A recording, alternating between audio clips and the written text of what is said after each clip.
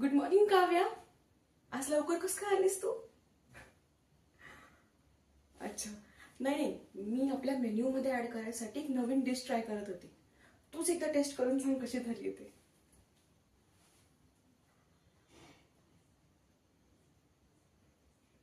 खरंच?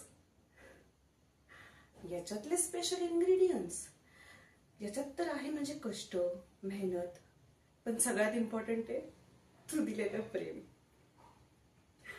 अगं मग काय, तुला आवडली म्हणजे बाकीच्यांना आवडणारच.